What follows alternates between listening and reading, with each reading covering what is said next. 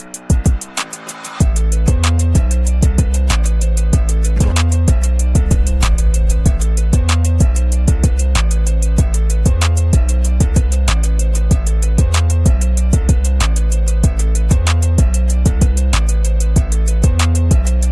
welcome to another exciting episode of the Andre The Beast Crayton Show.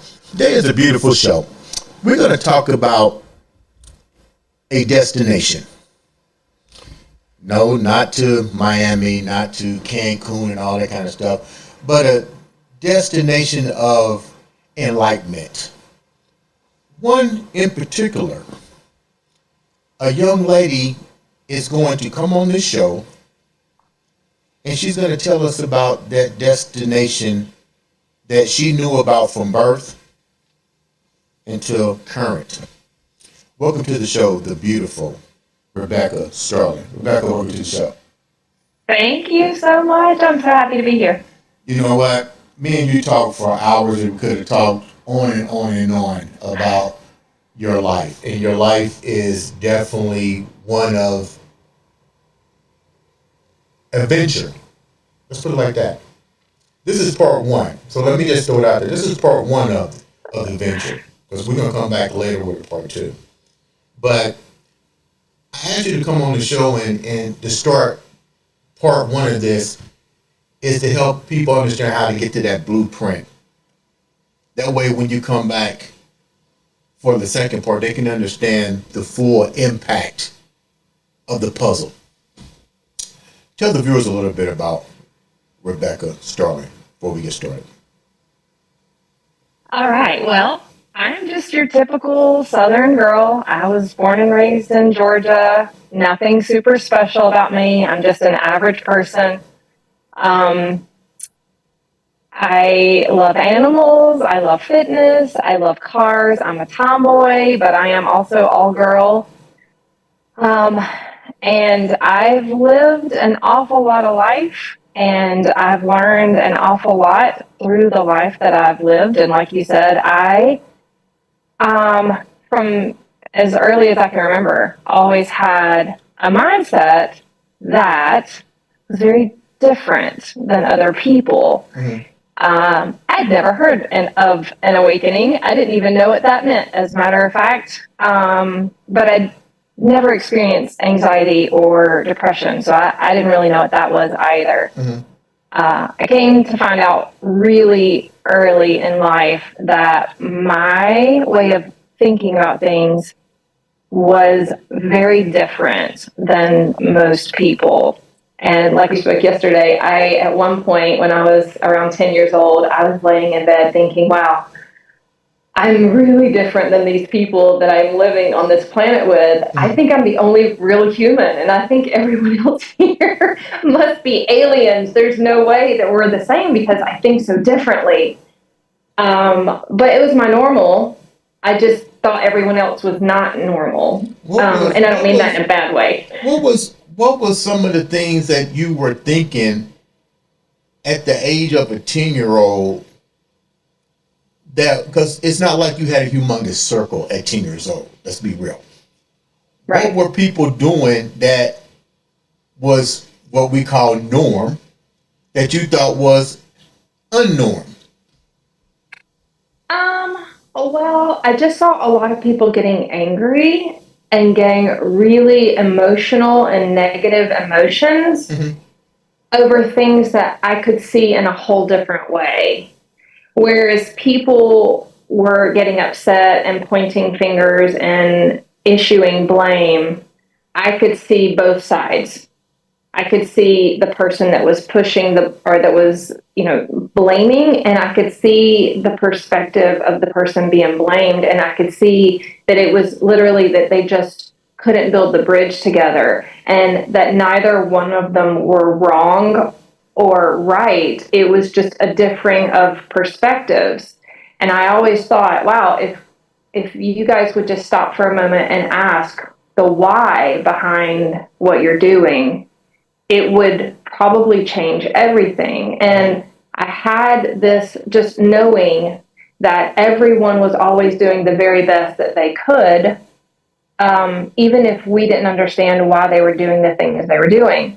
Because I had this picture of from the beginning of time where the Bible says God created man and woman and then basically gave them the freedom to make choices. And they were the first humans. They didn't know what they were doing. Right. And they chose a life without God's guidance. They chose the apple versus not the apple. Guidance for freedom versus guidance. So they chose freedom. Mm-hmm. And we're all learning. And it started from the beginning of time. And every generation from there on, people learning how to be humans, but also recognizing that we are the spirit of the creator, that we are spirit beings having a human experience. We're all learning what that means to be human because truthfully, the creator gave us the freedom to figure that out. And no one is innately good or bad. People are just making decisions based on the way that they were raised. And can you be upset at the parents? Well, no, because the parents are living their life based on the way that they were raised. And it continues going back until the beginning of time. How were you raised? How was you raised? Because you may be speaking on a higher vibration than most individuals that are listening right now. So let me kind of try to help take it down a little bit on the vibrational scale. What was it you mentioned you've always felt this way? Take the viewers into a little bit of what that really meant to you, because you don't have the guidance. You're young. You're 10 years old and younger, but you felt this before you was 10 years old. What were some of the other things that you were feeling, and did you share any of these emotions? Because that's probably what it was, with individuals around you in your household. I didn't, because I just assumed that they all thought the same way that I did, which is why I didn't understand why everyone was so angry. Because I didn't know that everyone didn't think in the same way that I did. I did know that people were taking things very personally, and it wasn't personal. Let's say, for instance, two people got into an argument. Person A took everything that person B said personally, and vice versa, when truthfully I could see that everything that person A was saying was literally their hurts coming out, and person B was speaking and it was their hurts coming out. And person A and person B came together to expose each other's hurts in order to heal. But instead of healing, they just got more angry. And I thought, this is going to be a vicious cycle if you guys can't realize that you're just hurting each other, and the hurts are really, those emotions are there as your guidance, and that hurt is there to help you understand you have the hurt. Like there's something in you that is unhealed, and if you can recognize that this person just helped you see it and you just helped them see it, then maybe you could talk about the why. Like, why did that hurt you? You mentioned that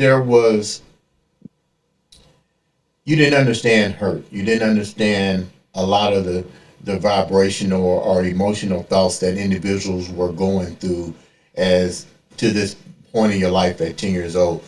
What was the frequency, or what was the state of mind in your household? Because you're smiling, did you come from a pretty structured environment with religion, with grounded parents, grounded brothers and sisters, the Leave It to Beaver type environment? What was it like in your household? Okay, so I'm going to describe my household, but I would like to preface it with, I had two parents that loved me very, very much. And my parents did the very best that they could, given the life that they lived. Right. And maybe just to explain that, my mother was raised in foster care the majority of her life. She did not have a stable family home because of things that she went through. What she showed me is how to love everyone else at the expense of her own happiness. Okay. Because as a child, she wanted so desperately to feel loved that she didn't want anyone else to not feel loved. And so my mom gave of herself in a way that she made everyone feel loved, but it was at the expense of her own happiness. She never thought of herself. As a matter of fact, she put herself last, and I watched what that did to her. My dad was raised in an environment. I actually have felt like I want to have more of a conversation with my dad because he never speaks much about his life, but I know that his father died of a massive heart attack when he was 36 years old, and so he's one of 5 children. And his mother got remarried, and he ended up going to live with an uncle. So he was, I think, raised predominantly by this uncle, and this uncle was quite wealthy. And so my dad had, I think, some hurts, and in his hurts, maybe I'll just say from my perspective, because I don't ever want to put a voice to my dad without him being able to speak for himself. What my dad showed me is what a lack of real love looked like. So my dad's way of loving me was to be very, how do I say this in a loving way? He was, you won't do this, you won't. I was scared of my dad. I'll just put it that way. I was very, he's very structured. He wasn't structured. I love him. I do love him, and I will never ever, I would never want another dad, but my dad was mean as hell. That's the best way to put it. Okay, hey, you being real, okay. I'm just going to be real. Dad, I love you, but you could be honest. I mean, if you're watching this, you would be honest. And I think that in his fear of me making a bad decision or growing up to make decisions that he didn't want to be accountable for, it was just fear me, because if you do something you're not supposed to, it's going to not bode well for you. And he never abused me. He never hit me. I would say for me, sometimes I thought to myself, I wish he would just punch me instead of yelling at me, because the punch doesn't last nearly, the pain from the punch doesn't last nearly as long as the hurt from the words. But he didn't know any better. I really do know. My mom said to me once, and I believe it, he loved me in the best way. She said, Rebecca, he loves us in the best way he knows how.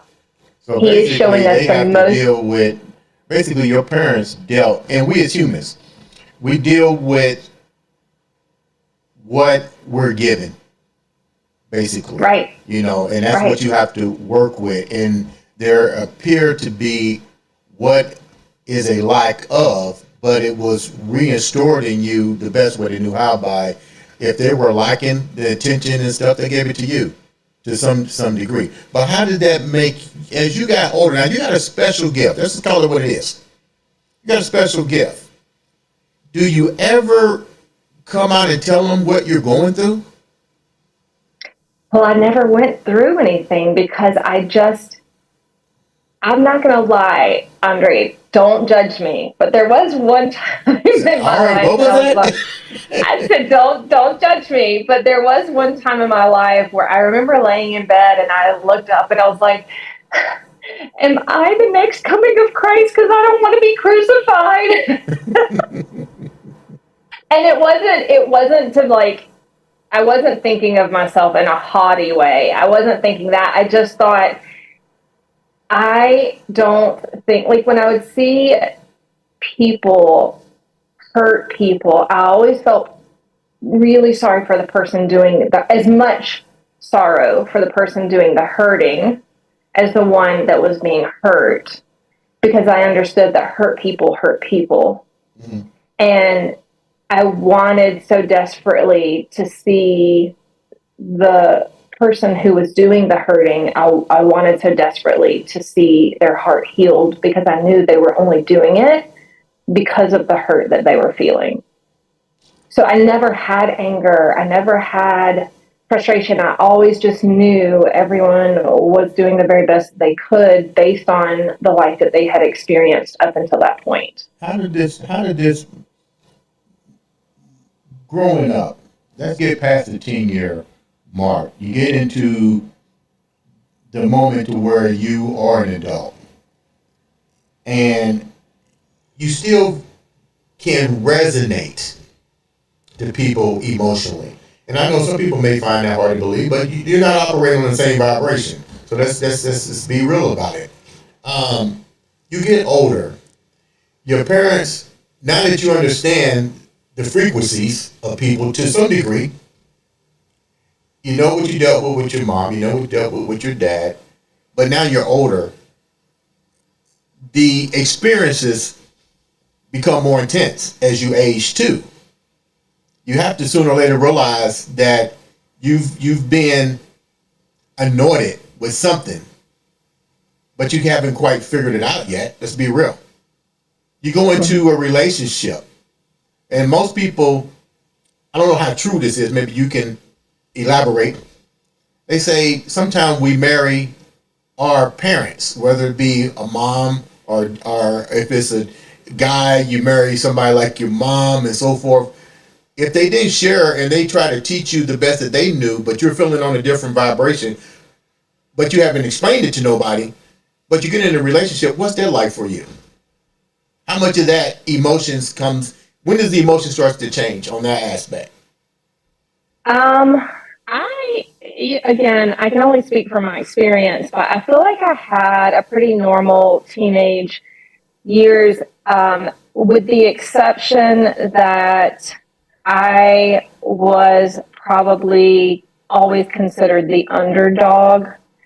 I was always considered pretty or attractive and probably popular, but I was the one that would be the first to be picked on. I was the first one that if they're going to call someone out, I'm going to be the one that gets called out. Mm-hmm. But again, it didn't really bother me because I realized that they were only doing that because of whatever they were hurt from. But a little bit did kind of bother me. I mean, I think to some extent, I kind of was like, okay, I see how that's happening, but I really don't like it happening to me. So how do you overcome that? And my mom was so great. She told me my whole life, you're perfect. You're perfect. You're the perfect child. You're the most beautiful thing on the planet. And so I did go through a season of thinking, I'm perfect. And that didn't give me very many friends. As a matter of fact, there wasn't many people that wanted to hang out with anyone that thought they were perfect. And so I realized that technique, making friends, was not the right one. So then I thought, let me go to the opposite extreme. Let me be the least perfect, meaning let me call out all of my flaws. Let me be the first one to make fun of myself, because if I make fun of myself first, then no one else gets a chance to. Right.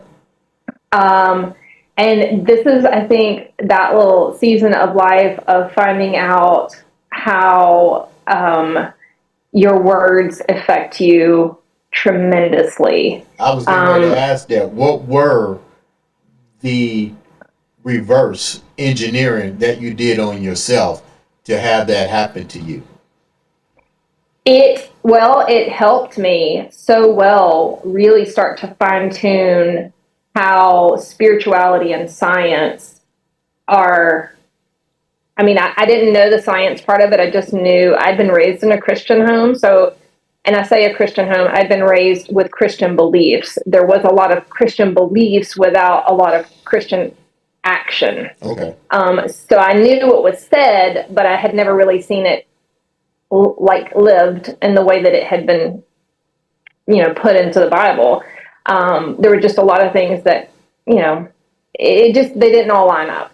And I wanted, if this Bible was supposedly true and real, then I wanted to see how real it was. So I really paid attention and for the majority of my life, the one thing that I said over and over and over is watch your words. Life and death are in the power of your tongue. And I realized really quickly when I started putting myself down, when I started pointing the finger at myself first, that I started feeling it.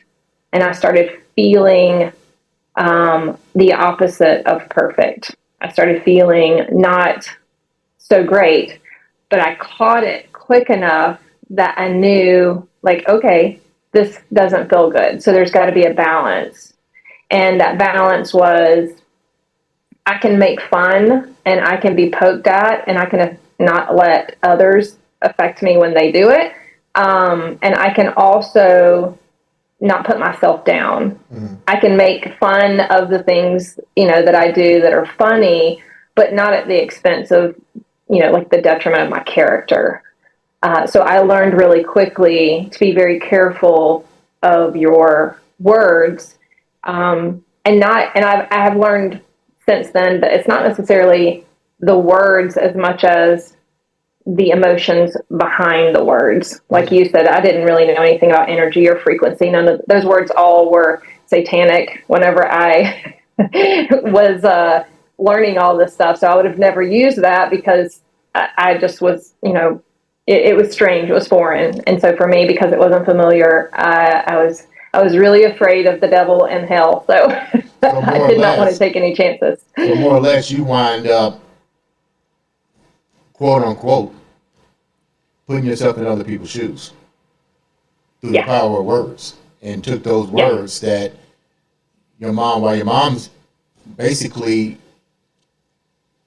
enforcing positive, you decided to take but that positive was giving a bad vibration to the people that was around you, and you say, okay, well, let me do some reverse engineering and start using these bad words and realizing that there's power in words by walking in other people's shoes.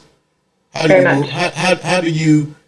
you move forward with all this information now? Because clearly you're operating, let me use the word again, on a higher frequency. How do you get back to the frequency that you were originally at?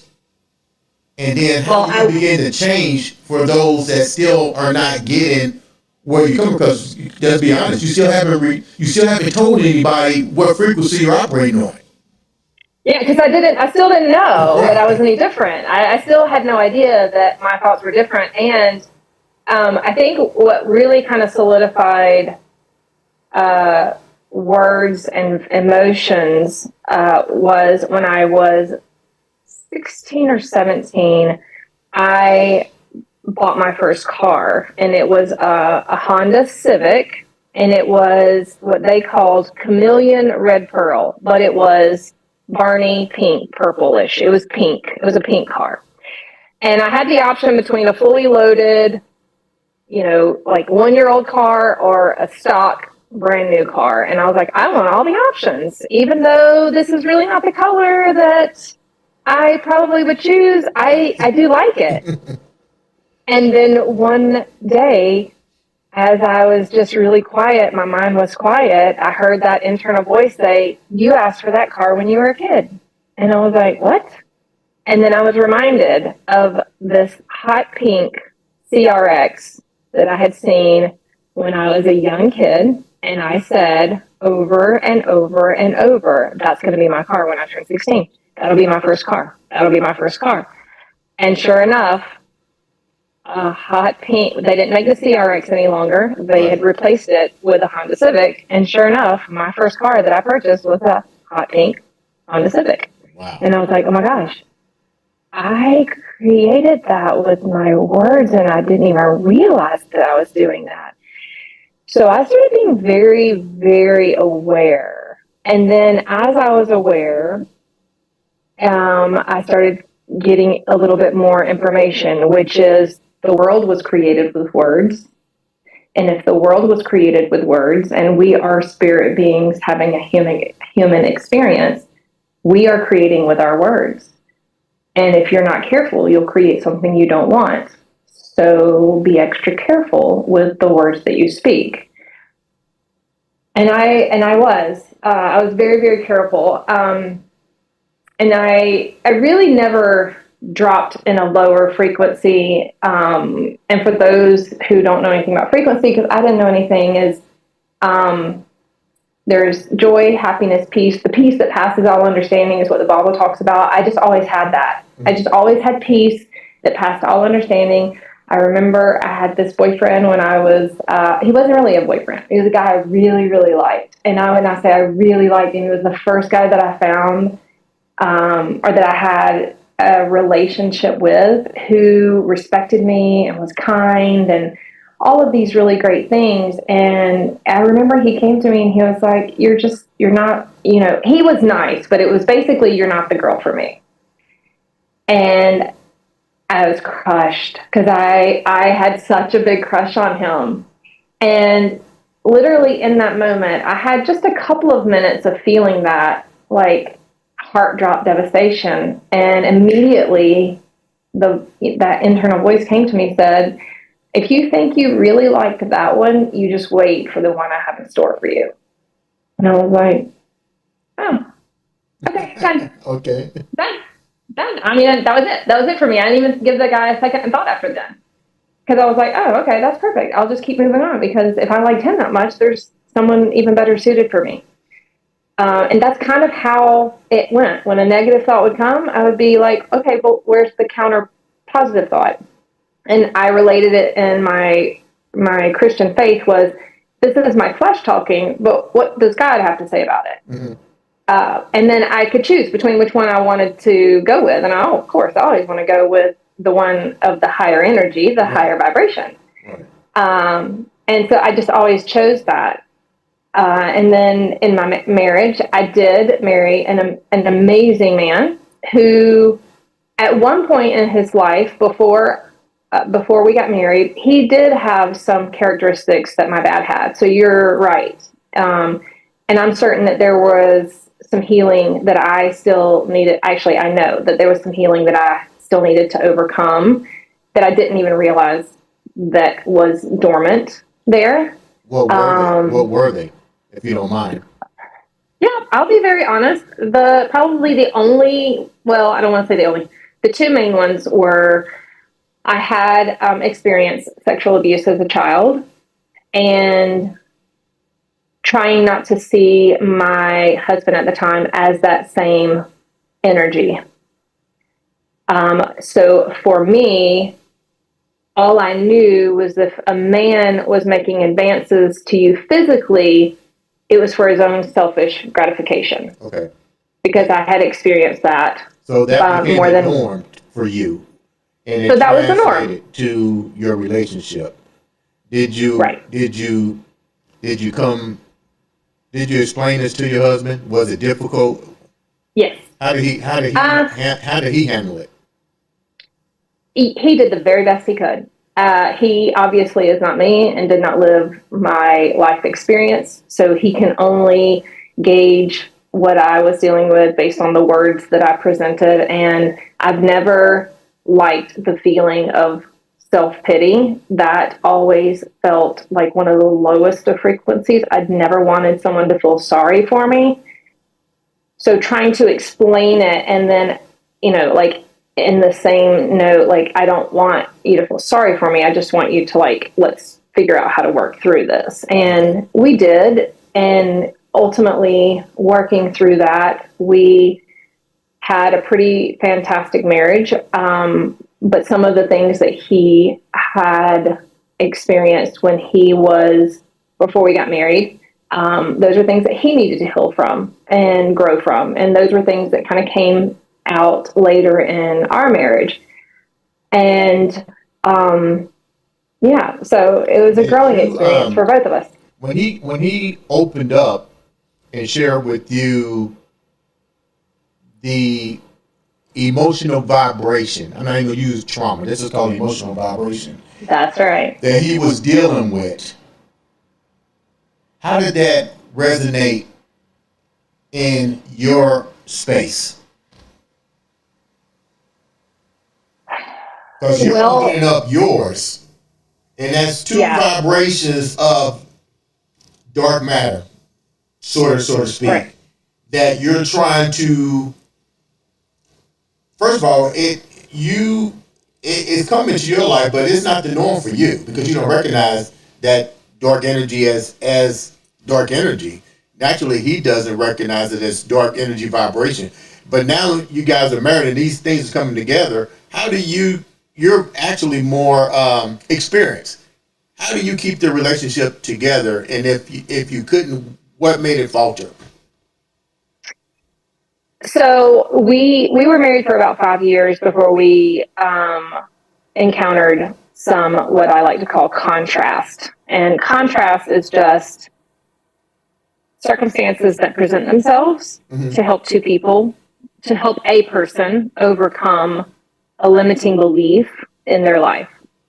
And so we had a contrasting experience about 5 years into our marriage. And that helped us both have more clarity about what was important to us, and that was our marriage. And in having that experience, he and I both said that it was one of the toughest things we had ever been through, yet we wouldn't have changed it for the world because of the growth that we experienced through it. And What made it then, a tough experience, Rebecca? say that again. What made it a tough experience that you ever been through? Because a lot of people be like, what experience did you have in order to understand how tough it really was? Well, let's just say I will never tell my story at the expense of making someone else or revealing someone else's story. Right. However, through my process of healing from thinking that men can't make a physical advancement towards a woman without it being a selfish gratification, through that process, we had a lot of ups and downs. And also, because as a child, what I thought was a normal marriage was a lot of arguing. I love you, Mom and Dad, but it's true. And so I thought that if we weren't arguing about something, then we weren't having a good marriage. So it was like, okay, this isn't going the way I wanted. This is the perfect thing to argue about so we can be a normal married couple. Well, Right. he wasn't raised that way. So for him, it was just like, how can I keep this woman happy? Oh my God. Of course, I'm putting words in his mouth, but, so through that, he found ways to make himself happy, an escape of sorts. And those things were not things that we had agreed upon when we made the vows. And I'll leave it at that. And it was tough. It was really, really, really, really tough. But we made the decision that we were going to try to restore the marriage and give it all we had. And we did. And for the next 15 years, it was pretty perfect. We were together for a total of 26 years. And then at about year 18, there were just some shifts. And I am trying to be very mindful as I'm even sharing this, to be very careful, even with the energy that I'm coming from, because I've learned that it takes one mindset shift to take you from the peace that passes all understanding to the opposite end of it. So if anything that I'm saying is not coming from a place of love, then it's not coming from that high frequency God source place. Right. So if I pause, it is because I am looking for guidance from the only one that can give the perfect words. I got you. But ultimately, if I could just generalize what happened, it was I had found what I thought at that time total enlightenment. I know now that I still had some things to learn, and I didn't actually know then that it was enlightenment. I just knew that I didn't need anything to make me happy, that I had found the freedom, I had found the peace that passes all understanding, and I wasn't willing to give it up for anyone. And how that came across, I can't answer that. Only my ex-husband can answer that.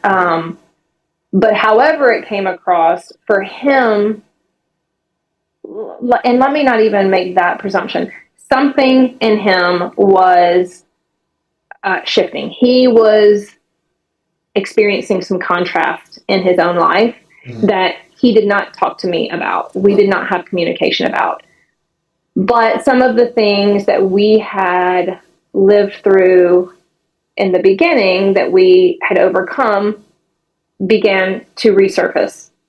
And don't you find that kind of, this may sound cliche, but it's almost like the norm when you think everything is right, something resurfaces to either reinforce your vibration or maybe to help you go back and reevaluate, and in the same process to elevate you to maybe another level of learning. absolutely. What do you think? Absolutely.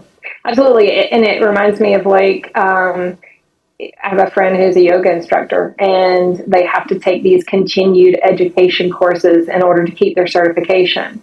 Why? Because we have to keep ourselves in remembrance of the things that are important for us to do what we're called to do. And we're all called to this place of enlightenment. And it's not a one and done. You know, when something frustrating happens, I automatically stop and go, thank you. Thank you for showing me that frustration was creeping in, because if it weren't, this would not have frustrated me.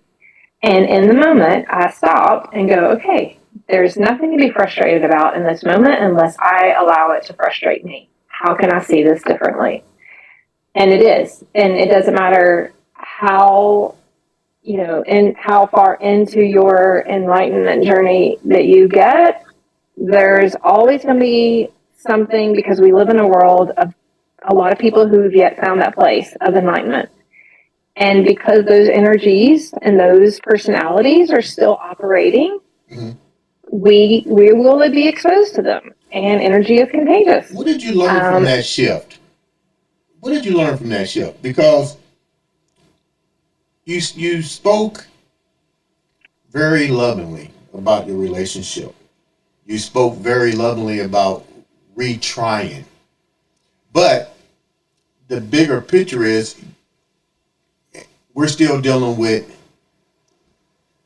the human flesh, the human mindset, not the enlightenment mindset, not the spiritual mindset, so to speak.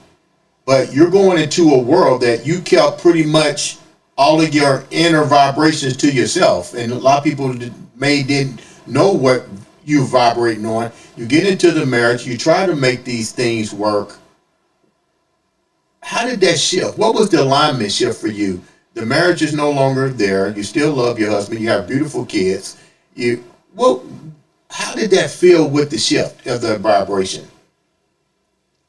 Well, ironically, going through our divorce at 23 years of marriage was when I took the largest shift of my entire life. Up until that point, I had always found the peace that passes all understanding. I just always did. No matter what happened, I could always find the best feeling thought about everything that I experienced. I just always could. But I will just tell you the thoughts that I had. And the thoughts that I had was, I did everything according to the rules. I followed every rule. I followed every rule to the every single detail. I did everything I was told to do. I mean, we were together for 3 years. We did not consummate our marriage till our wedding night. I never lied. I never cheated. I did all the right things. And he's divorcing me. Why? At that point, finding a positive thought was impossible for me. because I could not understand how, if you're working a job and you're doing everything perfectly and you get fired, why? Like, I just needed a why. And because I couldn't see the why, I let every negative thought under the sun enter my mind because I could not find a positive thought. Now, I will say that on top of that, a couple of years before our marriage ended, I started getting a little annoyed at the fact that people would ask me for advice and I would give them advice and then they would come back and I'm like, in my head, I didn't say this to them, but in my head, I'm like, why is it so hard? Just stop thinking the way you're thinking. It's just that easy. The Bible says don't worry. You're worrying. And that's why you are where you are. What is wrong with you? Get your shit together. This is the truth. It's not okay. It wasn't right. It's not the way that I think anymore, but that was truthful. And basically, I put myself in a place of judgment. Wow. I had clarity that was such a gift that I didn't even know that I had because I didn't know anything differently. So why did no one know about my mindset? Because I didn't know that I didn't even know that it was special. I didn't know that I had this gift. I didn't know that I was in this place of enlightenment because I didn't know anything differently. So when people would explain to me about their panic attacks or their anxiety or their depression, I was like, you got to be kidding me, right? Like, you're breathing. You can do anything you want to with this life. You're breathing. Why? Why are you letting something like that get to you? So what? He's not wanting you. There are plenty of men out there. Why are you wanting it? Just any little thing. I began being a little haughty, a little above you. I'm above you because I've never had that kind of a thought process. And it's just like the law of attraction to help you to understand it more clearly by allowing you to experience it. What And did you so do? there, What did you do to change your vibrational shift? Because it's funny, when we first started the show and I asked you a particular question about your childhood, and you said, as a child, you saw conflict. You saw both sides. You felt the hurt on both individuals' part. You wanted to be that in between bridge, and you said your simple answer was why. So now, how do you get your why back? You got a gift. You recognize the gift is there. Unfortunately, it had to happen through the marriage cycle. How do you get back to where you need to be in a enlightenment, a vibrational instrument for the masses? Because you got people coming at you asking the same thing that you should have known. Why? the best way to put it was like a spiritual amnesia. I didn't remember it. I didn't remember any of it. As a matter of fact, it was all I remember thinking to myself is, I've forgotten who I am. Like, I didn't forget everything that I could see. I didn't forget, my human life, but I had 100% forgotten everything about the positive mindset, it was the hardest season of my entire life, but it gave me very much clarity about what heaven is and what hell is. I used to have a really big problem with thinking of this God that loved me so much that would send me to hell. And then I had children, and I thought, I don't care what my children did, I would never send them to a place that is described as this burning for eternity.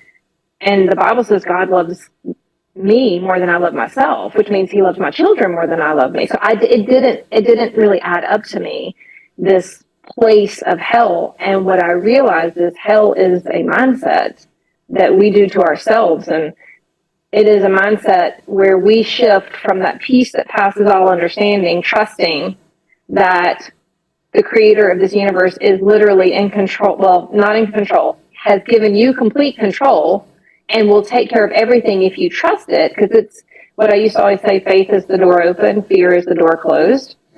So I just always had faith and trusting, like, hey, I don't have to understand why this is working out this way. I just know that it's going to work out for me. And it always did. And it wasn't until it didn't work out the way that I expected it.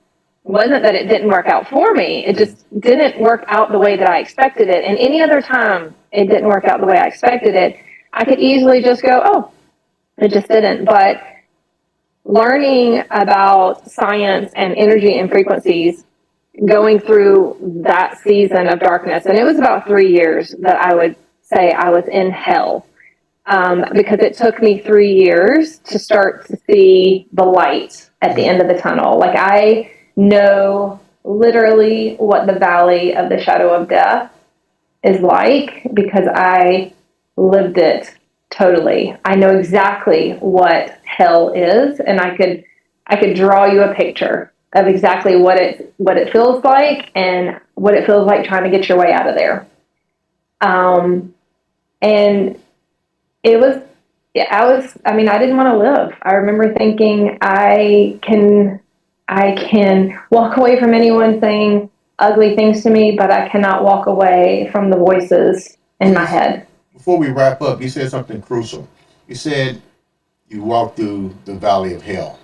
And this is the hell in your mind, so people don't go all off into la la land somewhere. We're talking the hell in your mind. But you wanted to end your life. That's a serious vibrational shift from all of these years to going there.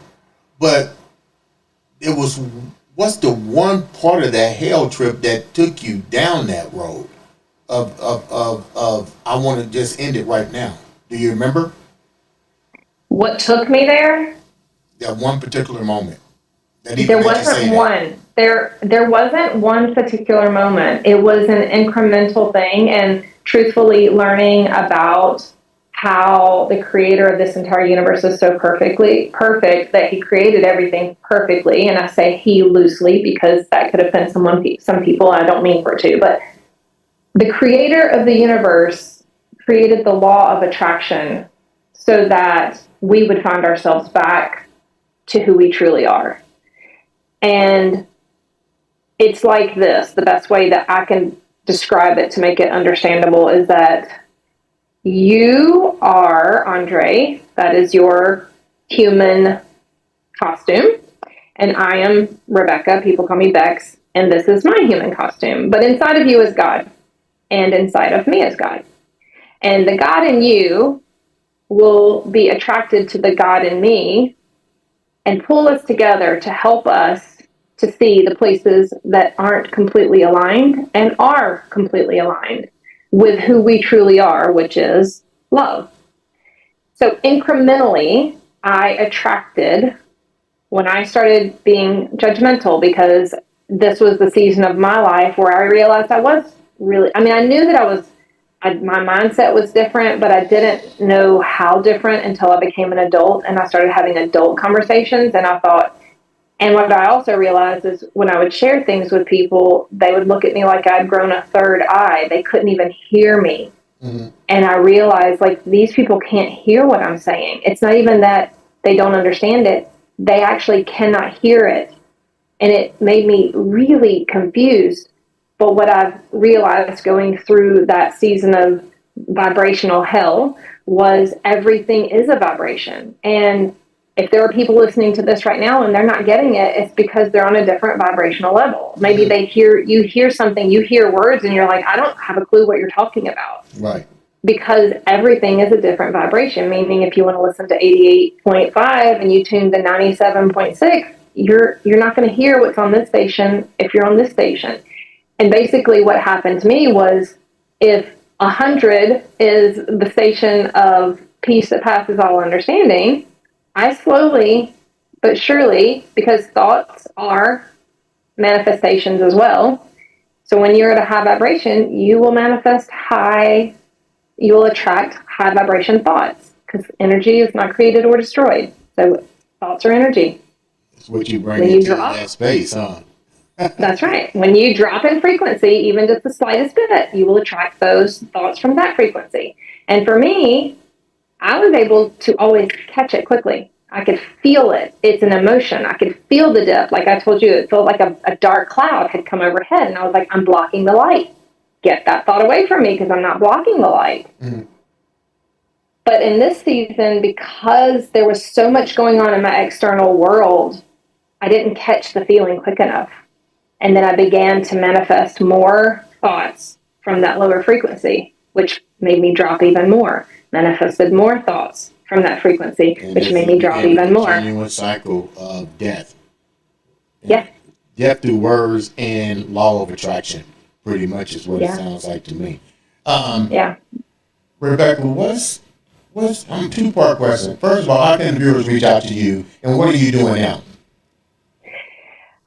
Well, the viewers can reach out to me. I'm on social media. I have a fitness and coaching business called Metabolism Mastered. I'm on all the social media channels doing that, but I've also started and I'm on YouTube as well.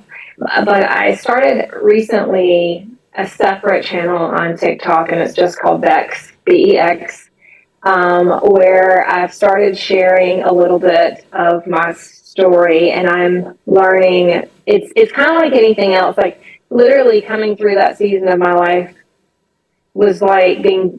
I understand exactly what Jesus meant when he said you have to be born again, because I am completely born again, not by words, but literally born again. Because I'm not the same person, and I'm not the same person because I can relate to Jesus so much now. I went through death, hell, and the grave. I died. I went to hell, and then I came back to life through realizing that it's not about me, the human. It's about me, the God.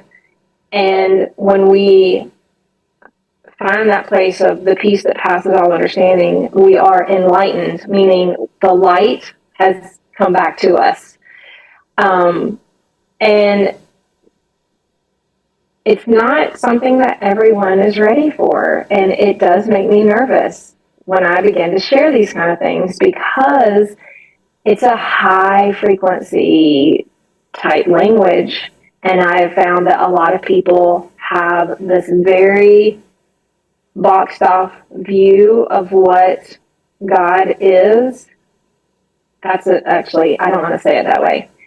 People have beliefs that they have had for a very long time, and they have this fear of God in a way that if they venture outside of those beliefs, and I'm saying this from experience because I did the same thing, you venture outside of the beliefs that you've been taught that you're going to go to hell, and that's a scary thing. But for me, I was already in hell, so I was like, I'm looking for any light because this feels horrible. So I will look for anything. I literally turned completely atheist because I didn't know anything else. I'm like, there's no way a God that loves me as much as I thought he loved me would let me go through this, and yet here I am. But God doesn't require you to acknowledge him or love him in order for him to love you and keep calling you to him. And that's exactly what happened with me. But in sharing my story, I have found that there are a lot of people on the same path, and it does help others to realize there is the top of the mountain, there is enlightenment, there is a rebirth, but also to realize that there are a lot of people who they're playing their role here in this life and they're not ready for it. That's just not where they're at in their journey. And trying to walk in love and walk in love for both, for all frequencies, because that's what God does. He doesn't care where you're at. And to know that we're all here playing our part. The law of attraction is perfect. It always is because God loves us that much. Rebecca, a great story. You know what? We're going to come back with a part two of your story because I know the story goes deeper than this. I got the notes over here. We talk. It goes deeper. Yeah. And the fact that you shared your story here, I'm blessed that you did that. I hope that that it will impact someone, because everybody's story doesn't impact everybody. Like you said, everybody's not operating on those same vibrations. And before you individuals start to judge or criticize, remember, it wasn't your journey. She's the one that went through hell and back. We've all went to some degree, but we probably don't even realize it. Ladies and gentlemen, this has been another exciting episode of the Andre The Beast Crayton Show.